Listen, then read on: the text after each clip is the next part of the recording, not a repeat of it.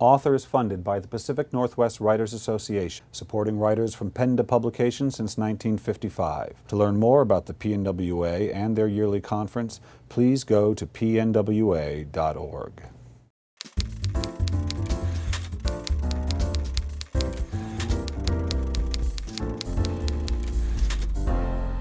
Hi, this is Bill Kenower of Author Magazine, and today I'm at the University Bookstore in Seattle, Washington with Tom Robb Smith, author of The Farm. Tom, welcome to Author. Thank you, nice to be here. Can you remember when the idea that stories matter to you first sort of lit up in your mind, that you cared about stories? I always loved the process of listening to stories in a sense, almost before I got to the text. Stories are something people told you. You know, the sense of not just the narrative, but the performance of it and the feeling of being wrapped by it. I remember that, in a sense, as the first impulse towards story. When did the written word start appealing to you? When did you realize, oh, this is something? Were you good at it in school? Were you doing it at home anyway? When did that start taking off for you? Well, I mean, even generating stories, I was always very good at the ideas, and I struggled with the actual writing down of them. I was a terrible speller. I was dyslexic at school. Yeah. I really struggled with getting what was in my head effectively down on page. And I think, in a weird way, I still have that struggle, and maybe that's a struggle of all writers. You know, we see what's in our mind. We know what emotion we want to create, and yet, how do you put that in a form that then creates that in someone else's head? I mean, that, I think, is a fundamental challenge of writing. But I don't think that was something that came easily to me. I really struggled with the medium of language. It was tough. Then why did you go toward? It's interesting. I mean, this is now what you do. So it was such a challenge for you. Why did you stay with it? I love stories. You know, what else? There was no other choice. You know, if you want to be a storyteller, you have to get your head around how this language works. And I loved the struggle. It wasn't like a struggle as in, oh, I find it tedious. It was a struggle as in, this isn't coming easily to me, but I will persevere. I need to get my head around it. Okay, so now we come to The Farm, which is your first standalone. Yeah. You know? This is such an interesting story. And I find it fascinating how stories come to people. I like this. It's very interesting how you found the first story. How did this one start? What was the little kernel that planted itself in your imagination, that grew into this book? Well, it was whilst writing Agent 6, I got a call from my dad. My parents had moved to Sweden. They had retired to a farm in Sweden. And they seemed very happy there. It was meant to be this sort of utopia, this sort of idyllic retirement. And I'd been and visited them, and they seemed content, and it was beautiful. And suddenly, out of the blue, I get a call from my dad saying my mum was sick. She was in a hospital, and that I had to fly over to Sweden.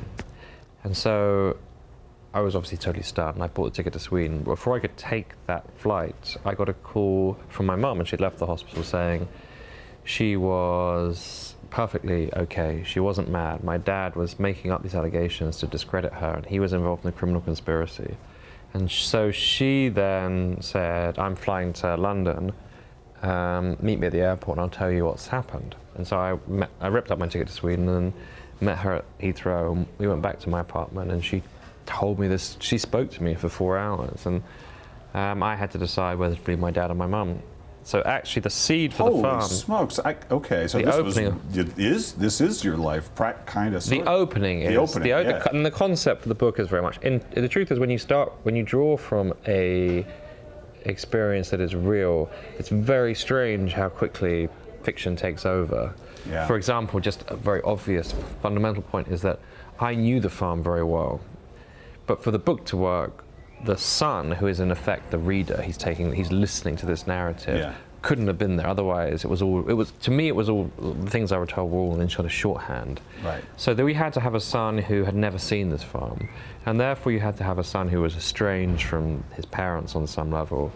And so you can see suddenly already the needs of fiction start pushing the story in a certain direction. And then I had to build a story out of, I mean, the truth is that the narrative I actually heard that night was nothing like the narrative of the farm, and all the people in that book are all fictional. And so it was really just taking, I mean, your description of the seed is correct. It was that concept of that night and this idea of being told a story and having to decide who to believe, your father or your mother, is what I drew from. And then wow, so if you were drawing so much on your own life, which is nothing like, well, I mean, every writer draws on their own life to some degree, even if they're writing about Russian murders. I agree, yeah. But this is different. This is on another level.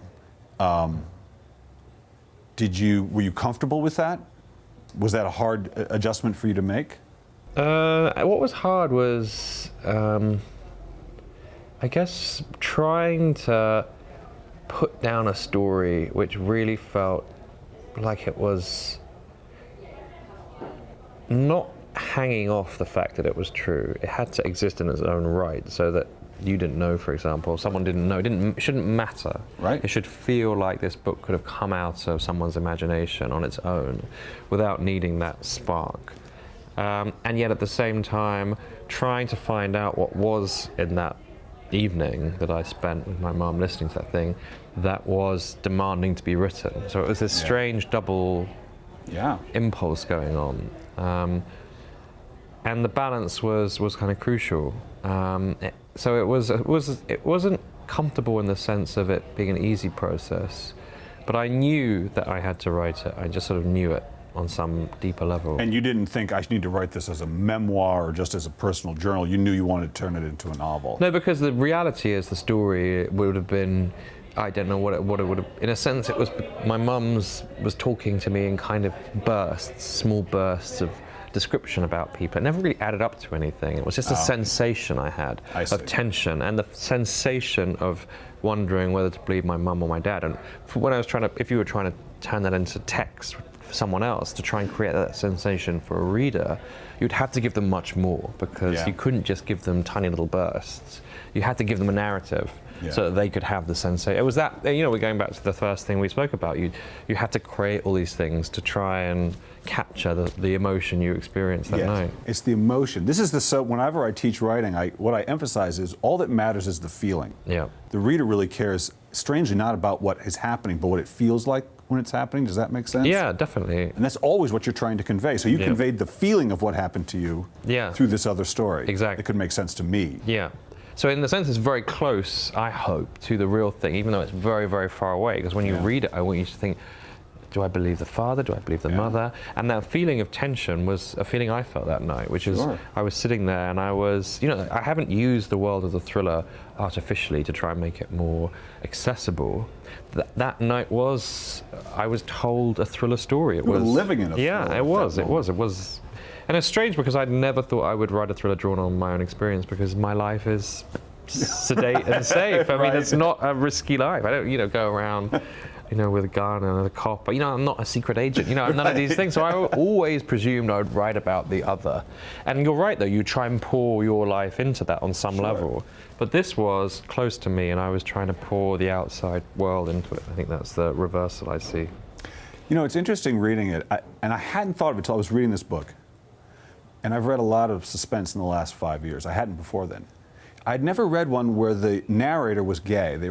I've read lots of literary fiction, of course, that is worked in, but I think it hadn't occurred to me, tell me if you think this is true, that the suspense is kind of conservative in a way, politically, socially, a little behind. That was suspense as a genre. The genre. Because I thought, God, I've never read, to my memory, where the narrator's gay, and this was the first one I had come across. It's 2014, maybe it's time, but had that ever crossed your mind in writing it, that the genre couldn't handle it?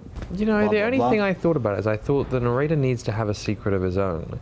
Yeah. And the story is quite, although it's a thriller, and you're in a sense in a heightened world on some level, it's a very delicate thriller. It can't have corpses everywhere, because then clearly the mother is not insane, because they're empirical facts. It has to all be about suggestion. And so the secrets needed to be quite subtle secrets and family secrets, domestic secrets. Yeah. And I thought also I wanted a character who, when confronted with his parents in this dilemma, could fundamentally believe there was a side to people that could be hidden. Right. Who would that person be? Who hides things all the time? Someone who is closeted, someone who is gay. So it made a lot of sense from that point of view. I mean, in many ways, he's an unusual gay character because he's had no trauma. He's trauma-free. Right, he's had a pretty easy life. He's had a really easy. He sort of skipped through school because he just sort of didn't identify as gay. Right. And then he sort of came out at an easy time when the world had changed. Yeah. He didn't tell his parents he knew that could get a. He's managed it sort of breathtakingly smoothly. Right. And he doesn't really have any scar tissue on him, and that's why he's such an interesting character to me. He's got these secrets but no scars. Lots of us have secret and scars. He is sort of scar-free, and in this book he's sort of really going through a growing up process. His first big trauma, right? Exactly. I have one more question for you, Tom, and what I'd like you to do is finish this sentence for me. If writing has taught me anything, it's taught me what? If writing has taught me anything, it has taught me to know myself better. And the reason I say that, and it sounds a little glib, but the reason I say that is because, actually connected to what we were just talking about, the reason I came out is because I was started writing this novella actually, and I thought it is totally ridiculous that I could be writing about other people trying to assess their character and not be able to properly assess myself. I thought there's no way on earth I could be a writer and not be able to at least identify my own characteristics. And I think honestly that was the real push for me. So it was and I think even that aside, I think this notion of trying to push into yourself and see your own flaws and your own strengths as well, that process has come from writing.